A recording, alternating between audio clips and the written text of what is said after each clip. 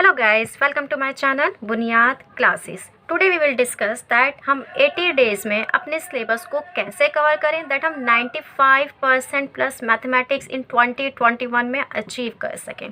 सो without time waste video start करते हैं। Let's start. सबसे पहले हम उन बच्चों की बात करते हैं जिन्होंने बिल्कुल स्टडी नहीं की है। जिन बच्चों ने स्टडी की है, जो लास्ट 3-4 मंथ से कंटिन्यू स्टडी कर रहे हैं, बहुत अच्छी बात है, वो 100% मार्क्स गेन कर सकते हैं in mathematics. But I am talking about those students जिन्होंने बिल्कुल स्टडी नहीं की है या जिनके जस्ट 1 और 2 चैप्टर्स हुए हैं मैथमेटिक्स में। तो उन बच्चों को डर है कि हम सिलेबस कैसे कवर करेंगे, हम अच्छे मार्क्स गेन कर भी पाएंगे या नहीं कर पाएंगे। तो आपको डरने की या पैनिक होने की बिल्कुल भी ज़रूरत नहीं है। आप भी मैथमेटिक्स में गेन कर सकते हो 95% प्लस मार्क्स।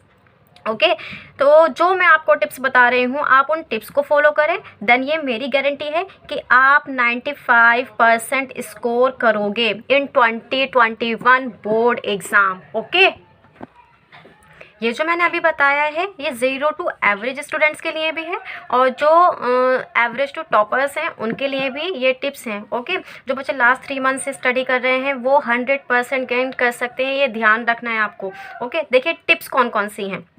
सबसे पहले तो हमें अपने गोल को अचीव करने के लिए हमें खुद से प्रॉमिस करना होगा। ओके हमें खुद से प्रॉमिस करना है कि हम लेज़ीनेस नहीं दिखाएंगे बिल्कुल भी।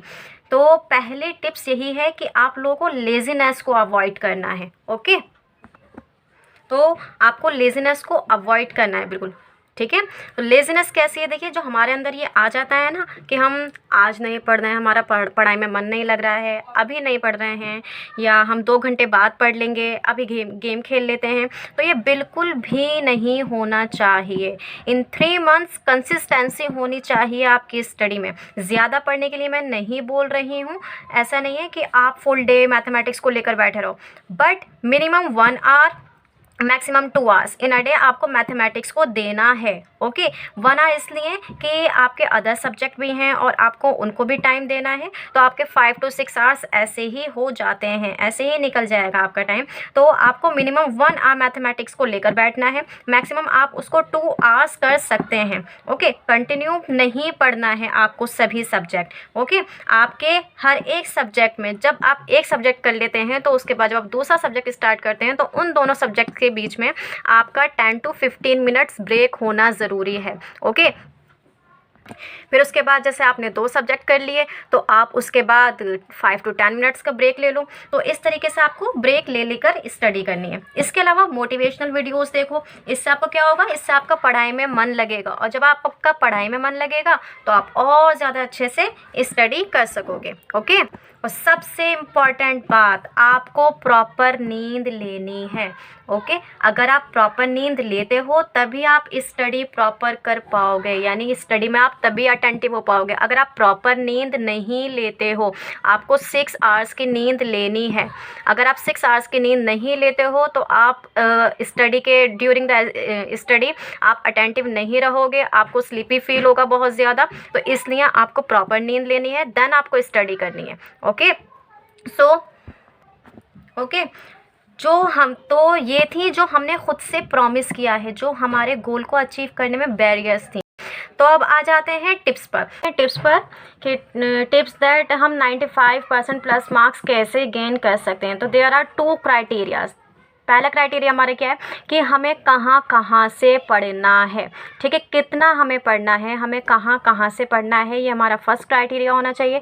सेकंड क्राइटेरिया है हमारा कि हमें किस तरह से स्टडी करनी है, जो हमारे पास मटेरियल है हमें उसको किस तरह से स्टडी करनी है, कैसे पढ़ना है। ओके तो पहले फर्स्ट क्राइटेरिया की बात करते हैं हम। तो पहला हमारा क्राइटेरिया है एनसीईआरटी एक्सरसाइज। हमारी एनसीईआरटी एक्सरसाइज बहुत अच्छे से क्लियर होनी चाहिए। एक्सरसाइज के सभी क्वेश्चंस हमें बहुत अच्छे से आने चाहिए, इतने अच्छे से कि अगर कोई हमें एनसीईआरटी का क्वेश्चन दे करने के लिए तो हम उसको फटाफट से करके रिटर्न कर दें उसको। तो हमारी कमांड होनी चाहिए एनसीईआरटी एक्सरसाइज पर। इसके अलावा एनसीईआरटी एग्जाम्पल्स हमारे होने चाहिए, ठीक है। एनसीईआरटी एक्सरसाइज, एनसीईआरटी एग्जाम्पल्स, अगर ये चीज़ हमारी होती है ना तो 80% मार्क्स तो आपके कहीं नहीं गए। आपने 80-20 का रूल तो सुना ही होगा, 80-20 80% जो पेपर बनता है ना वो हमारा एनसीईआरटी की बुक से ही बनता है। बाकी जो 20% पेपर बनता है वो हमारा थोड़ा बहुत ऊपर नीचे हो जाता है। इसके अलावा देखिए एनसीईआरटी एग्जाम्पलर क्वेश्चंस हमें करने हैं। एनसीईआरटी एग्जाम्पलर क्वेश्चंस ये भी एक बुक की तरह आप सोचोगे, लेकिन मैं सभी क्वेश्चंस आपको करने के लिए नहीं कहूँगी। कुछ क्वेश्चंस मैं आपको प्रोवाइड करूँगी, आपको जस्ट वही क्वेश्चंस करने हैं, आपको सारे क्वेश्चंस नहीं करने हैं। कुछ इंपॉर्टेंट क्वेश्चंस मैं दूँगी आपको, उनकी प्रिपरेशन करनी है। इसके अलावा 10 ईयर्स प्रीवियस क्वेश्चंस पेपर्स भी आपको करने हैं। अगर आप ये सभी चीज़ें कर लेते हैं ना तो आपके 95% प्लस मार्क्स कहीं नहीं गए, ये मेरी गारंटी है। आपके 95% प्लस मार्क्स आने ही आने हैं। दूसरा क्राइटेरिया हमारा क्या है? दूसरा क्राइटेरिया है कि हमें ये जो हमारे पास है एनसीईआरटी एक्सरसाइज जो हमारे पास है, अब हमें इसको करना कैसे है। देखिए हमारी जो एनसीईआरटी बुक है ना, हमारी एनसीईआरटी बुक में 1 to 15 चैप्टर हैं।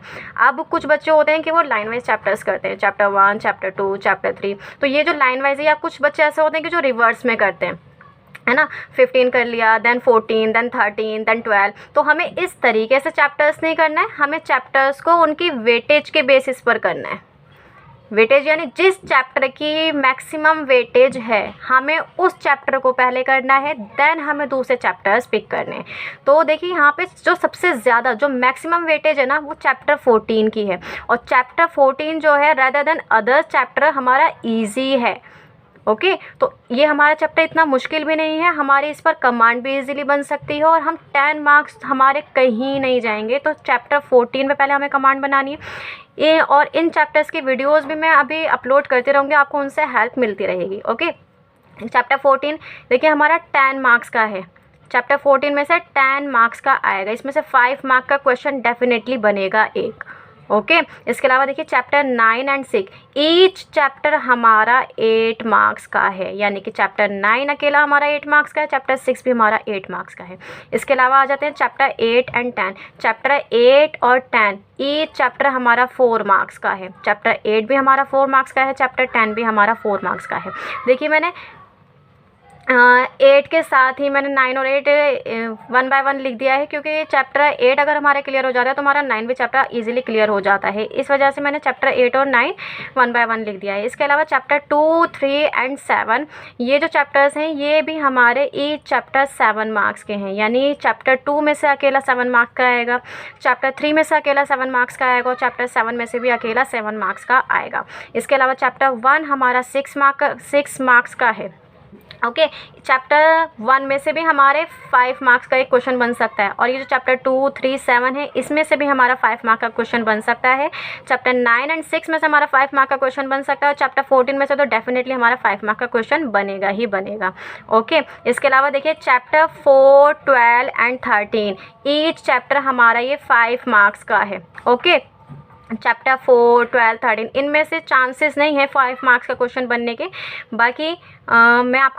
बाकी मैं जल्द ही ब्लूप्रिंट की भी वीडियो अपलोड करूंगी। ओके चैप्टर 11 हमारा 2 मार्क्स का है, और चैप्टर 5 एंड 15 हमारा जस्ट 1 मार्क का है। तो इसलिए हम इस चैप्टर को at the end of the syllabus हम करेंगे इन 2 चैप्टर्स को। बाकी के जो हमारे मैक्सिमम मार्क्स के चैप्टर्स हैं हम पहले उनको करेंगे, और यही हमारा क्राइटेरिया होना चाहिए। अगर हम इस तरीके से स्टडी करते हैं देन हमारे 95% मार्क्स कहीं नहीं जाएंगे।